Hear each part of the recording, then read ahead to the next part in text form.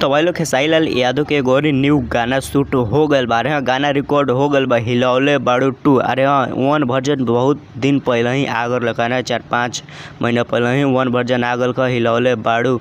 और भाई लोग 2 आवे वाला बा हिलौले बाड़ू 2। अरे हाँ, कब तक ले आवेला बा, कौन चैनल पर आवेला बा, कौन तारीख के आवे वाला बा, और भाई लोग के काम के बा सब जानकारी तो लोग यही वाला वीडियो मिली। तो लोग ये वाला वीडियो के शुरू से लेकर एंड तक देखल। बाकी अभी तो चैनल के सब्सक्राइब नहीं कैले तो मेरे दो करता नहीं कहती अभी चैनल का हमारा सब्सक्राइब कर लेंगे और हमरा से जुड़ जाएंगे, क्या कि भोजपुरी के हर एक खबर सबसे पहले मिलेला।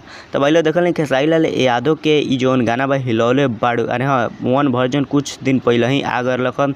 और भाई लोग कितना आमदी कहत रहे कि हाँ वो वाला गाना चोरी के बाद लेकिन भाई ई जौन 2 आवता तो तनको भी चोरी वोरी के कहीं से भी इनमें थोड़ा सा भी कुछ भी नहीं के ई खेसारी लाल यादव लिखल बड़ा अखिलेश काश्यप से। अरे हाँ, अखिलेश बाबा लिखल बड़ा, बहुत झकास सॉन्ग लिखल बड़ा। और हाँ भाई लोग अभी तक म्यूजिक नहीं के बनल। अरे हाँ, म्यूजिक बने हैं आर्या शर्मा, लेकिन अभी तक म्यूजिक नहीं के बनल, सिर्फ गाना लिखायल बा। और भाई लोग ये हमारे जानकारी मिलल कि यहाँ गाना लिखायल बा। और भाई लोग मतलब हिलौले बाड़ू 2 में प्रिया सुहानी काम करियन। 1 में तो कैले रही मतलब दोसर के कैले रहे, लेकिन 2 में वो करियन प्रिया सुहानी करियन। जैसे मतलब पीके रोज कर ले ड्रामा 2 आ जाए तो लोग के सामने गाना सुने के मिल जाए, रिलीज हो जाए।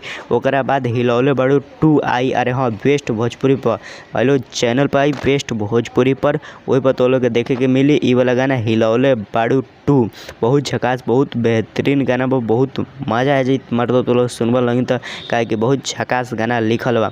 भाई लोग ऐसे सुने में मतलब खबर आवता कि हाँ ये गाना आई हिलौले बाड़ू 2। लेकिन भाई लोग हम उतना नहीं मान सकत, हम नहीं कह सकत कि हाँ पूरा 100% के गाना वही वहीं करी। भाई लोग हो सकता है कि हाँ आई, क्या कि अखिलेश काश्यप लिखले बड़ा और हमरा कहीं से थोड़ा सा जानकारी मिलल का तो लोग के बता देनी कि हाँ कहीं आ सकता गाना हिलौले बाड़ू 2। लेकिन भाई लोग बहुत झकास, बहुत बेहतरीन आवता सुने में कि हाँ ये वाला गाना होखे वाला बा। लेकिन भाई लोग हम 100% नहीं कह सकते कि हाँ ये वाला गाना आए, लेकिन हम 90% कह सकते हैं कि हाँ हिलौले बाड़ू 2 गाना आ जाए तो लोग के बीच बहुत जल्दी तो लोग के सामने सुने के मिल जाए।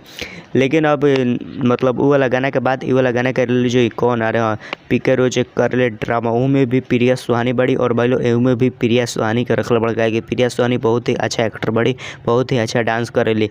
लेकिन भाई लोग कितना आदमी कहते हैं कि प्रिया सुहानी अच्छा डांस ना करेली, लेकिन भाई लोग हम तो माने कि प्रिया सुहानी बहुत अच्छा डांस करेली। तो भाई लोग चलेंगे आज की वीडियो में कुछ ये सब लगा था, फिर मिलते हैं कोई अगला वीडियो में। तो thank you so much full video watch करे खातिर।